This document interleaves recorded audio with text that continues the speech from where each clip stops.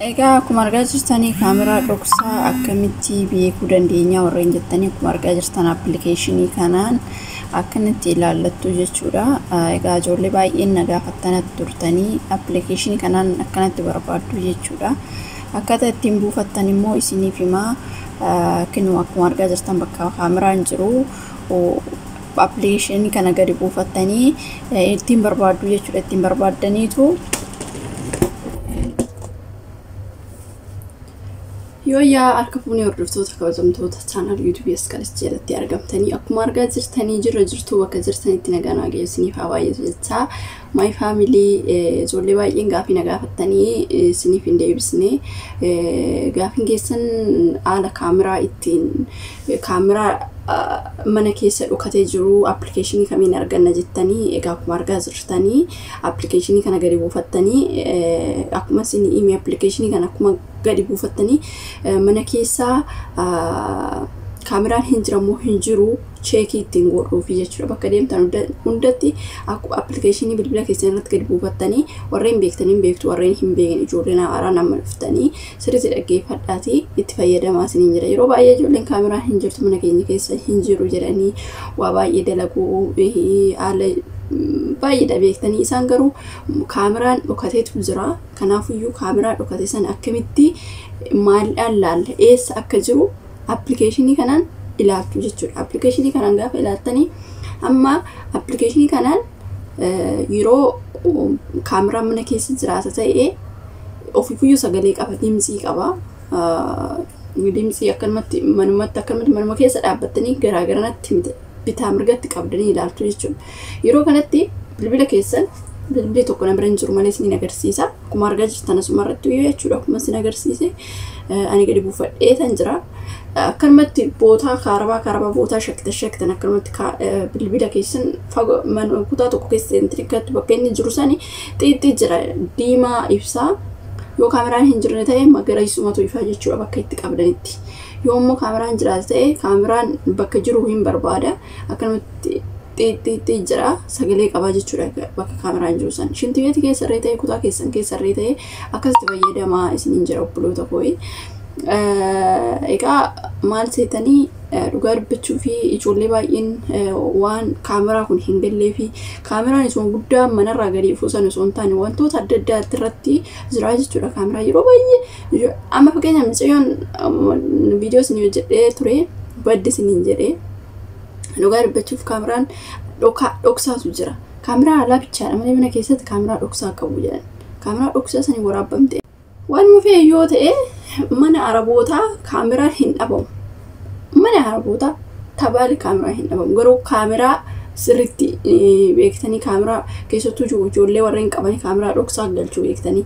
Kaameraa dhoksaa san maaliif galchuu seetanii kaameraan gaafa jiraate kaameraan nu arga jedhu bakka kaameraan jiru sanitti ijoollee hin qoccolan jedhaniiti hin dhoksu. Wanti irratti dhoksan mismaarii keessatti hin jirti. Wantoota adda addaa irratti galchuu bilbila irratti irree ta'ee akkasitti galchuu jechuudha. Kanaafiyyuu waan akkana kana appilikeeshinii kana bilbila keessanii fayyadamtanii akkasitti argachuu dandeessu. Akkasitti baruu dandeessu. Akkamitti barraa nuuf hojjedhu naan jettanii turtanii ijoollee baay'een koomentii jalatti argeetin ture barreeffama keessanii. Haa ta'u malee akkaataa kanaan sirriitti dhaggeeffatanii seeraan ilaaltanii appilikeeshinii kana yoo isin dide immoo appilikeeshinii san liinkii isaa nuun gallee yookiin immoo kaameraan isaa bilbila keenyarra itti nuun buune appilikeeshinii keenyarra hin jiru warreen jettan koomentii saanduqa keessatti barreessaa immoo saanduqas jalatti argattu beektanii liinkii kana yookiin immoo saanduqa san jala sinii ka'a. Dhaqxanii achii gadi qabdanii appilikeeshinii irra galtanii isa achii gadi buufatu. Haala salphaadhaan waan ta'e bilbilatti galchii maal godhii akkana qabii hin jiru. Akkuma bantaniin hin banama akkuma appilikeeshinii isaatti banamteetuma yoo bantan hin qoxxoraannu yeroo qoxxorsanitti bakka kaameraa san barbaadaa jechuudha. Kanaafiyyuu akkasitti fayyadamaa obboloota koo haalli amma teekinooloojii ta'e wanumti hunduyyuu beektanii ijoolleen dura turan yookiin hin beeku. Namoonni ijoolleen miskiinni yaa baratan. Ijoollee baay'een ani beektanii waan ta'e unan qoodee fi amma fakkeenyaaf ani amma biyya Arabaa keessa tureen jira waan ani tureef waa baay'ee nama raastu nan dhagaa ijoolleen haaraan dhufan kun immoo yoo baratanu nama beekurraa yoo baratanu ijoolleen tokko tokko akkan maana softaa bakka namoonni jedhan hin jiru kanaan bilee nama cabsanii jechuudha. Kanaafiyyuu dhugaa dubbachuuf nama hin barreef ijoollee haaraan tarii dhaggeeffatuu danda'u dhaggeeffatanii irraa barachuu danda'u. Haala kaameraa kun sodaachisaa osoo hin taane ta'us beektanii yeroo ammaa kanatti araboonni hin danda'amtu. Kaameraa dhoksaati shiltibiitii keessatti fa'a namoota meeqa Dubaay kana keessatti dhugaa dubbachuuf kaameraa dhoksaa dubartoota bakka abashumti keenya wal waraabdee wal salphisaa jirti jechuudha. Kanaafiyyuu oduu appilikeeshiniin kun jiru bakka keessumminati irree dhaqxanii isa bilbila keessa fudhattanii fattaashtanii shiltibiitii keessa fayyadamuu dandeessu jechuudha. Kanaaf amma yeroo teknooloojii kanaan maaltu nama yaaddeecha. Kanaafiyyuu baradhaa anis immoo nama biraatirraa hin bare nama biraa sanirraa bare immoo ani nama lama tokko nama barsiisee waan guddaa nama biraa sunis immoo deebi'ee nama biraa sanitti himaa jechuudha. Kanaafi walirraa yoo baratan maal rakkoo qaba. Obboleewwan walumarraa baratu waa baay'ee walirraa baratu. Ani amma namoota baay'eerraa waa baay'ee baradheen jira. Namni biraatis immoo tarii akkuma nama sanirraa baradhee wanti baradhe san nama biraati qooduun qaba. Dirqama jechuudha. Kanaaf isinillee appilikeeshinii kana fayyadamaa dhugaa dubbachuuf mana keessan keessa nannaaf nuftanii yeroo araboonni hin jirre nannaaf nuftanii bilbila keessanii bakka kaameraan jiru bakka shakkitan itti qabdanii ilaaltu jechuudha. Akkasuma ijoolleen tokko tokko beektanii wifi faan jira miti an akkasii wal fakkaatu. Kani intiniidha wal fakkaatu jira kaameraadha wal fakkaatu jira. Wantoota adda addaa kan kaameraa fakkaatu jechuudha. Garuu isaan kan intini dirree ta'uu danda'a kan wifi dirree ta'uu danda'a kan televiziyoonii dirree ta'uu danda'a. Walumaa argan kaameraa jedhu. Kaameraan isa keessa isin dhabu maaliif wal fakkaata waan ta'eef cheek godhachuudhaaf kaameraa sanatti qabdanii cheek gootu. Yoo kaameraa ta'e innuyyuu sagalee qaba. Yoo kaameraan ta'e immoo innuyyuu magariisa ifaa jechuudha. Sagalee hin qabu. Kaameraa garuu gaafa itti qabdan hin beektu jechuudha. Annaa akkasitti adda baafadhaa isiniin jedhaa. Ijoolleen na gaafattanii gaafiin keessan isinii deebi'ee jedheetii yaada. Yoo isiniin galle immoo jalatti komentii na barreessaa na gaafadhaa. Liinkii isaa as jala isiniifan kaa liinkii saniin gadi buufachuu dandeessu.